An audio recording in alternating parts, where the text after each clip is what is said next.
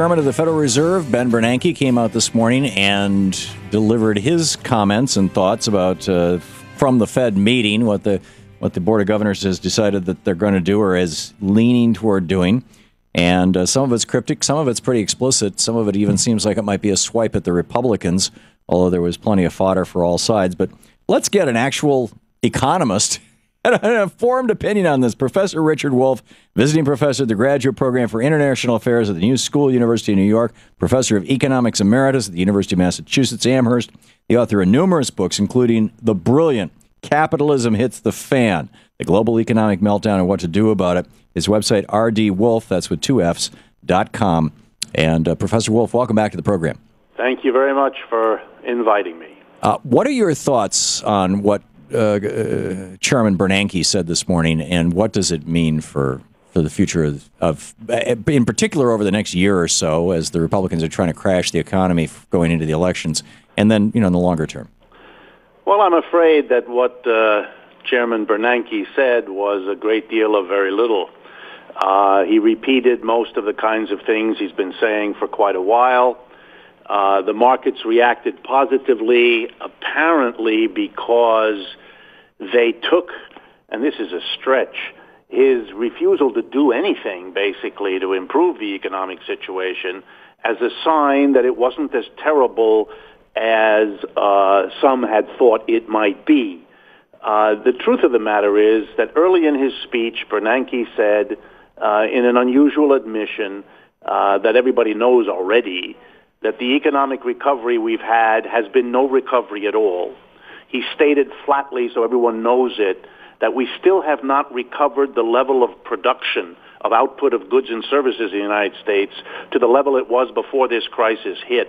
And if you think of the trillions of dollars that were spent to quote-unquote produce a recovery, and you think of the last 2 years when recovery was on every political and business leader's lips, it is refreshing that he was at least able to set the record straight and explain that we may have spent trillions of dollars, and we may have brought the stock market part of the way back, but for the vast mass of people and for the output of goods and services, we have lost pretty near 5 years of production, and the cost of that for years to come, that's the real hard news. Beyond that, Bernanke said he's sitting pat and waiting to see more and hopes that things will get better. Pretty sad performance. One of the things that he said was that he doesn't expect inflation to be outside of a problem, shall we say, and that therefore that satisfies one of the two mandates that he referred to. Of course, the two mandates for the Fed are keep inflation low and keep unemployment low. My assumption is that that's being interpreted by the markets as he's going to continue to keep giving basically free money to the banksters so that they can keep making money on Wall Street, and that maybe some of that will trickle down to us, but that might have been what boosted Wall Street, do you think? Maybe. My guess is that they really don't think much of this speech. They bounced a little, but the bouncing is no different from what it's been for many of the days of the last several weeks. Mm-hmm. So I don't think there's much going on there. Yeah. I do think you've touched something, though, that is a little bit important. He said he doesn't expect inflation to be a problem.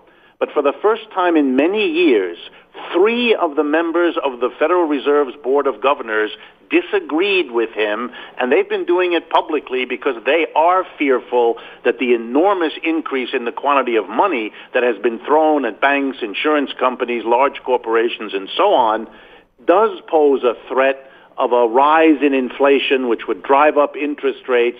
They're scared about that. And so his reassurances do not carry the weight that they might have because he has such disagreement openly inside the Federal Reserve.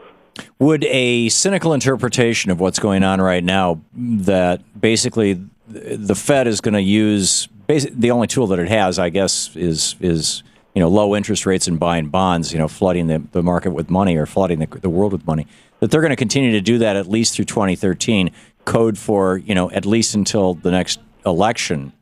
I know a lot of Republicans Rick Perry came out and said, if he does this, that leading up to an election that's tantamount to treason, which was code for Rick Perry saying, how dare he keep the economy from crashing? I mean, he should radically withdraw cash and crash the economy to hurt Barack Obama.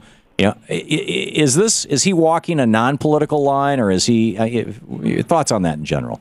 I think in general what he's doing is letting you know that in the judgment of the monetary authority of the United States, the Federal Reserve, things look pretty grim on the other side of Washington at the Congress and with the president. There isn't going to be a fiscal stimulus. That is, there isn't going to be either tax cuts or government spending that might help this economy.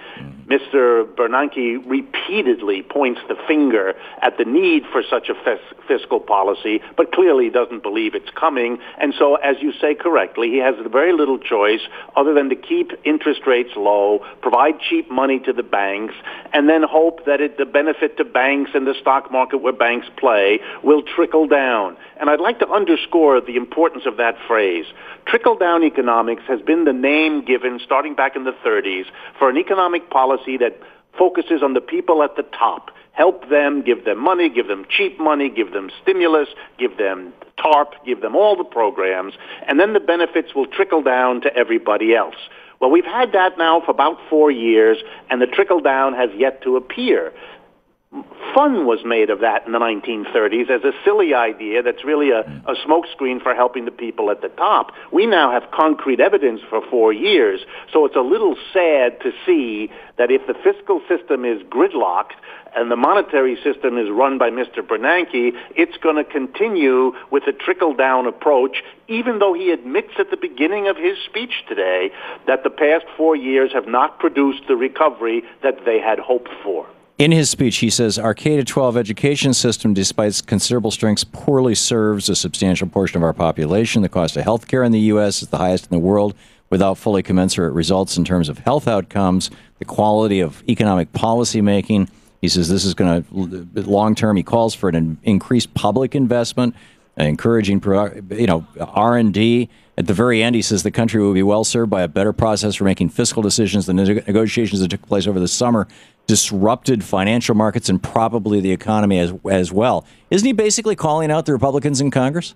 Yes, you could interpret it that way. It's a little sad to see him list things that he knows and everybody else knows are not only not being proposed by the president and the Congress, but the opposite. I mean, just give one example. Over the last 2 years, over 500,000 public employees in the United States have been laid off their jobs by cities and states. And the largest single category of them is in the school systems, the education system. So not only is it a little silly to say how important it is that we beef up our educational system, the truth of the matter is we're tearing it down, we're diminishing it, we're withdrawing resources from it. It is an absurd way to handle a short-term problem because, in effect, it shoots you in the foot in terms of your long-term hopes, since everybody knows that the future of the U.S. depends more on the quality and education of its labor force than it does on anything else. He doesn't have the political courage or standing to say it like it is, so he has to do these circumlocutions.